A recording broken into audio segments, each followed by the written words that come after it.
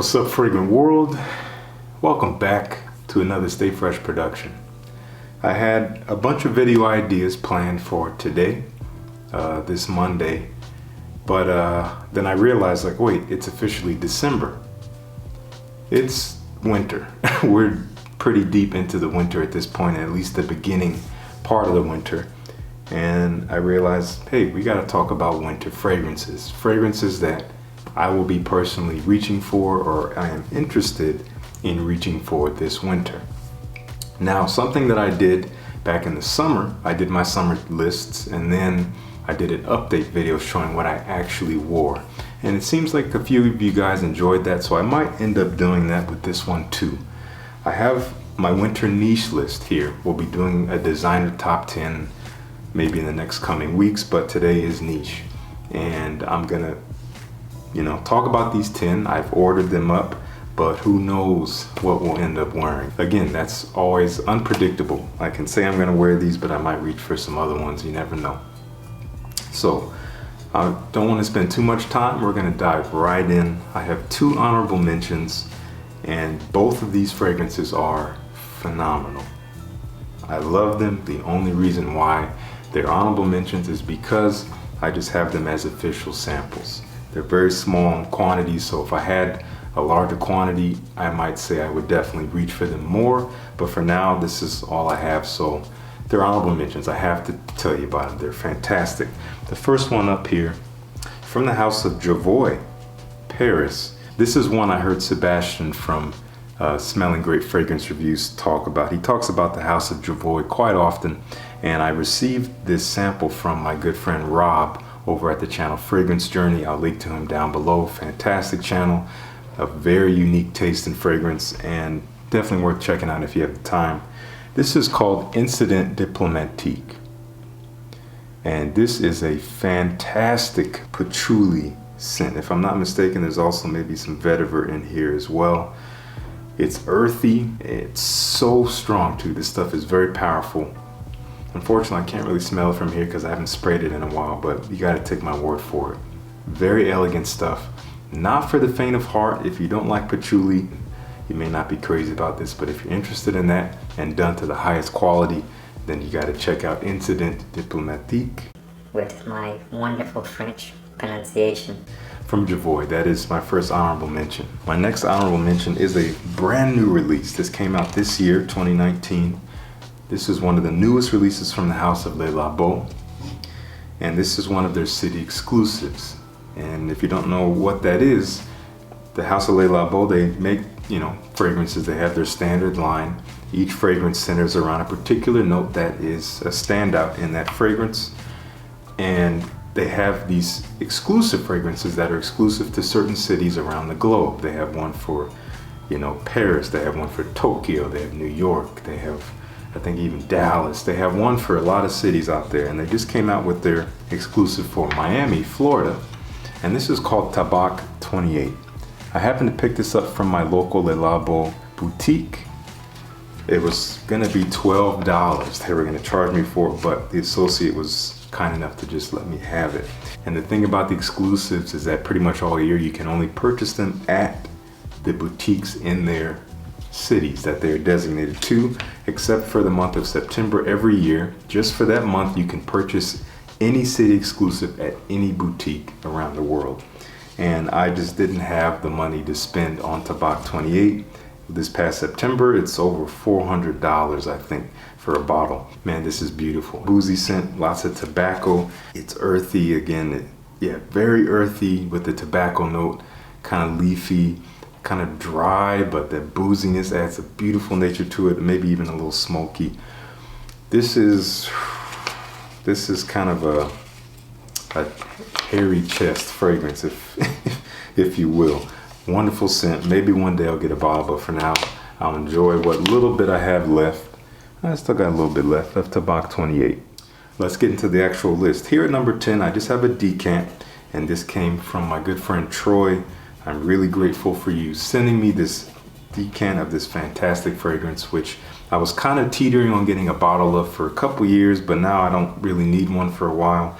This is from the house of Maison Francis Kirkjohn. This is my little 10 ml decant of Grand Soir. Don't know if you can see that, might be too bright.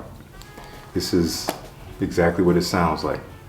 Grand Soir, great evening, grand night. I don't remember exactly what the translation is, but man, this is a scent meant to be worn elegantly at night, in the evening, when the sun is down, when the moon is out, and you're dressed to impress, and you're at whatever the function is, and you want to turn heads in an elegant way. This is the way to go. This is beautiful. Amber-based scent, a little medicinal. Some people don't really like it because of the benzoin. Benzoin is one of the main notes here, and it's a resin, and it can be a little bit medicinal, but all in all, it's sweet and rich and ambery. It doesn't scream, but it will last on the skin a good while. I love this stuff. That is Grand Soir. Thank you once again, Troy. Here at number 9. This is only number 9 because I just got this fragrance. I just received this from the house for review, and I'll probably be revisiting this fragrance in a later video along with a few others that they sent me, and I've got to say I'm really impressed.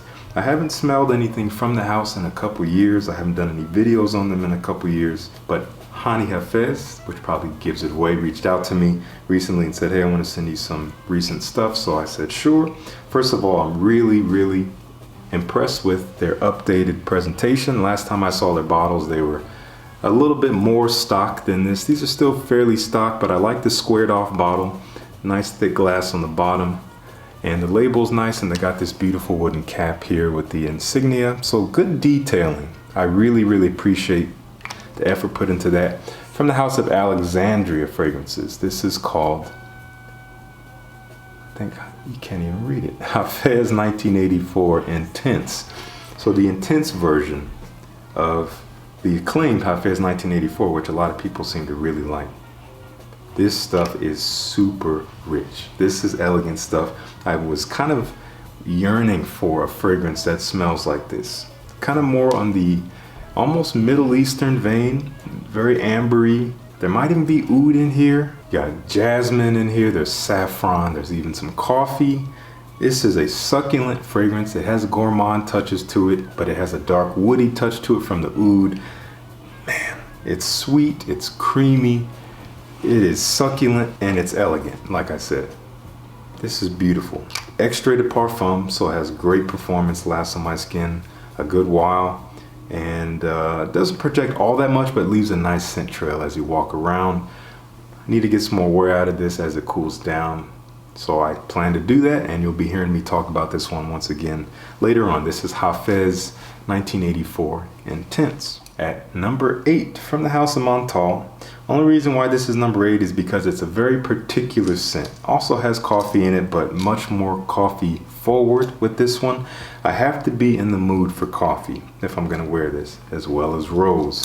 This is called Ristretto Intense Cafe, which is a flanker to their popular Intense Cafe.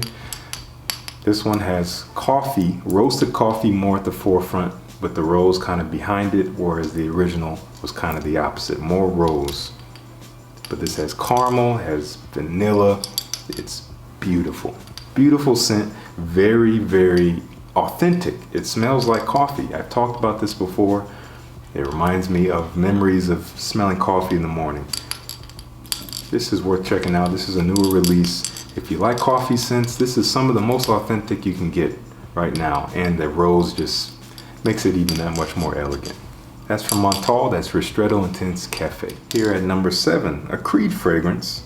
And there was another one I was gonna include here, which was Royal Oud. I do have a decant of that, which I'm running low on, and I decided that I'm probably not gonna wear it all that much this winter until I acquire a bottle, because I do want to bottle that stuff. It's so good. So I guess you can call that a third honorable mention. But I do have a bottle of this, which I will be wearing, which is one of the few fragrances in their arsenal that lends itself to cooler weather. They do have fresher scents, but this one is great for cold. This is Original Santal. And this is, it's not beastly, but it is strong. I wore this the other day. I think I went with 4 or 5 sprays. I walked into the bank, and a gentleman, I want to say 20 to 30 feet away from me, Within about the first minute or two that I was in the building, he was like, "Oh, I love your perfume." He like screamed it across the room. I'm like, "Oh, thank you so much." So it projects, it fills up the room. It's beautiful. Sandalwood based, lots of juniper, vanilla, tonka bean, I believe. It's fresh and clean, that there might even be lavender and cinnamon. There's a beautiful mix of notes. It's in my mind and the minds of many others a copy of Mont Blanc Individuel, but honestly, I got rid of Individuel to get this, and I prefer this. The quality is just better. Fresh and creamy, smells like laundry with a bit of a fruity sweetness and some vanilla creaminess. It's beautiful, very elegant, and very versatile as well. You can wear this any time of the day. It just works. Great for cold weather. That is original Santal from Creed. Here at number 6, from the whole Mancera Menthol universe once again. A new release from them this year. I talked about this in my review. You can check it out here. And this is Instant Crush. One of the fragrances that was getting a lot of well-deserved attention in terms of positive attention, but also a little bit of heat because it's coming in this year, this 2019 year of Baccarat Rouge 540 inspired fragrances. And I personally believe that yes, this was inspired by that DNA, along with many others this year, but I prefer this to Baccarat Rouge. It is more rich, it has more presence on my skin. That vanilla is really what sets it apart. If you want to learn more about the scent, then check out the review. That's all I'm going to say. This is gorgeous, fantastic performance. Again, if you want to learn more, watch the video. We're into the top 5. And this is number 5. And number 5 is a great spot, but it's only here because this is also pretty brand new. I just received this fragrance. I will be doing a full review on it pretty soon. And I haven't spent much time with it, but the little bit of time that I have spent, it just kind of shot itself up to the number 5 spot. I will be wearing this a lot, as much as I can when I'm, dressed nice. This is from the house of Raja Parfums. One of their new releases. This is Creation E, also called Enigma in other parts of the world. And this is the Parfum Cologne version. And man, a lot of people say that this smells like a rum and coke or a whiskey coke, and I do get that vibe, and I really love it. But there's more to it than that. It is quite resinous. There's a lot of benzoin in here, might be vanilla. There's tobacco. It starts off pretty fresh with bergamot.